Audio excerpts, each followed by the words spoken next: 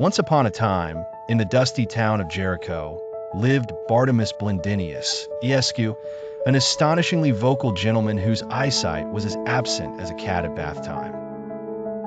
Legend has it that Bartimus had shouted down every ox, goose, and cheese vendor ever to grace Jericho's dusty lanes. But on this fateful day, he had a new decibel-reaching goal: the Messiah.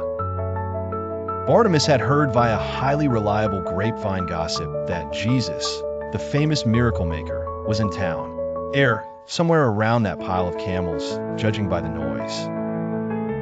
Never one to let an opportunity slip through fingers or sound waves, Bartimus tuned his vocals to thunderstorm as he bellowed, "Jesus, Son of David, lend an ear to this humble screamer." The townsfolk, who were accustomed to Bartimus's flair for public disturbances, did their best to hush him, suggesting he employ an indoor voice or perhaps, preferably, a silent prayer. "Quiet," they scolded. "We're trying to hear the Messiah and enjoy our dates in peace." But Bartimus cranked up his volume to peak holler as he realized this might be his only shot at trading blindness for something more scenic, like seeing. As if to defy the constraints of acoustics and attention spans, Jesus halted. Amidst the chaos, he discerned the call of a man who was either profoundly faithful or simply louder than life. With the air of a leisurely stroll interrupted, Jesus commanded the crowd, "Summon that vociferous fellow."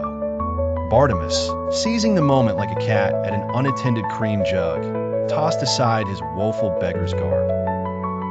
He hurtled in the general direction of Jesus' voice, remarkable for a man who usually couldn't find his own sandals in daylight. "What's your wish, good sir?" Jesus inquired, giving Bartimus the floor. "Oh, but to see my esteemed miracle distributor," Bartimus replied with the earnestness of a baby goat at feeding time. And with a benevolent nod, Jesus declared, "Your faith has earned you a visual upgrade."